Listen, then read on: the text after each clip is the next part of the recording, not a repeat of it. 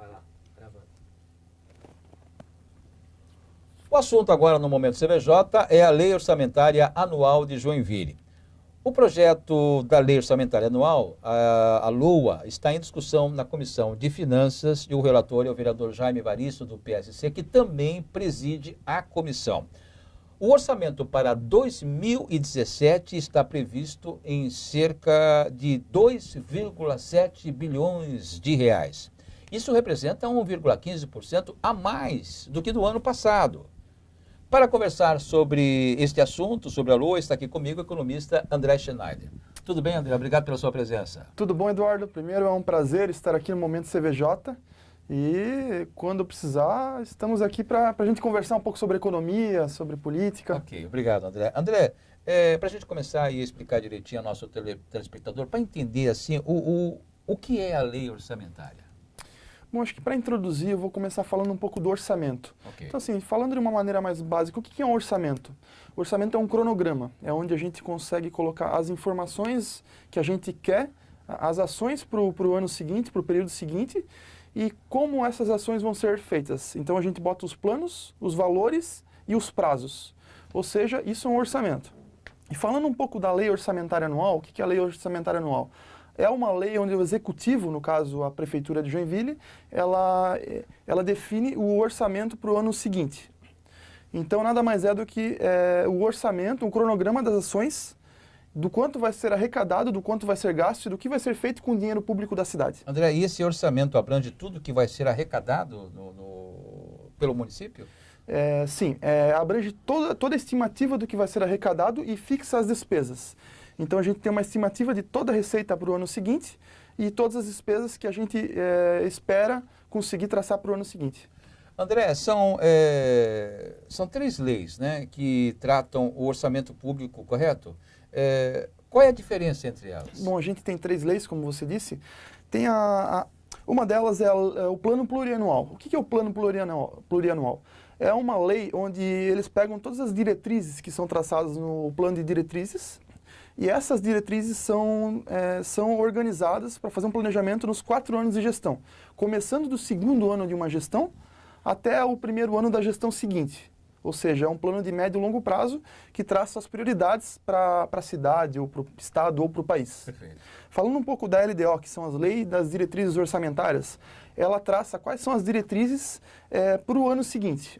Ou seja, na LDO a gente traça quais são as metas, o que deve ser feito, quais são as ações para o período seguinte. Perfeito.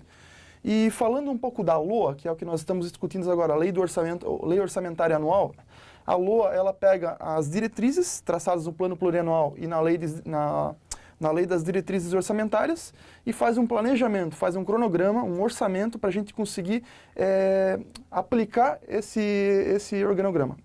Então a gente pega todos os recursos arrecadados no período, que a gente tem estima que vão ser arrecadados no período, e fixa os gastos para conseguir dar andamento nessas ações. Muito bem. Olha, nós estamos aqui conversando com o economista André Schneider, estamos falando sobre a Lei Orçamentária Anual de Joinville. Obrigado para você que sintonizou agora. Todo ano, André, tem uma diferença entre o que é orçado na LOA e o que é executado de verdade. Você pode explicar aí para a gente, para o nosso telespectador, o que significa essa diferença do valor orçado e valor executado? Bom, quando a gente faz um orçamento, a gente faz um planejamento, uma estimativa. Existe um conceito que a gente estuda em economia que é ceteris paribus, que significa em latim onde tudo mais permanece constante. Então, assim, quando a gente faz um planejamento, a gente considera que todo o cenário externo e interno ele vai permanecer constante para a gente ter um planejamento para o futuro. Entretanto, em economia e em gestão, a gente tem uma série de fatores que influenciam, fatores internos e fatores externos que influenciam na nossa arrecadação e nas nossas despesas. Então, a gente faz um planejamento com base nas informações que a gente tem, mas conforme o ano vai passando, a situação, conforme o andamento da situação, a gente precisa adaptar o nosso planejamento à realidade, para conseguir deixar a mínima diferença entre o orçado e o real, e o executado. E tudo que é arrecadado é necessariamente gasto? Depende. Teoricamente, se a gente arrecada mais e não tem necessidade de gastos, a gente pode segurar esse dinheiro, guardar esse dinheiro para um período seguinte, para um investimento futuro. O município pode guardar as sobras? Teoricamente, sim. A questão é a seguinte, o município tem tanta demanda, tem tanta carência, Verdade. então hoje, no nosso atual cenário econômico, não faz sentido guardar dinheiro com tanta carência. Então, o que o município faz, o que as gestões fazem? Elas vão sempre reaplicando nas demandas que a cidade tem, para conseguir dar continuidade na gestão da melhor forma possível e a população passar a menor necessidade possível. Ok. André, o orçamento de Joinville é cerca de 2,7 bilhões de reais. Esse número é um valor normal de orçamento para um município do porte de Joinville? Falando a verdade, eu não tenho ideia da média dos orçamentos por porte de cidade. Das outras cidades. Das outras cidades. Mas a questão é que Joinville é uma cidade de caráter industrial. Então, a maior parte da receita que a cidade arrecada, ela é oriunda de... não necessariamente que a cidade arrecada, mas que a cidade tributa, Sim. ela é oriunda da indústria. Então, por exemplo, a gente consegue muita arrecadação por receita, por geração de renda, e muita arrecadação por circulação de mercadorias, que é, por exemplo, imposto de renda e ICMS. O caso é que esses impostos eles vão, respectivamente, para o governo federal e para o estadual.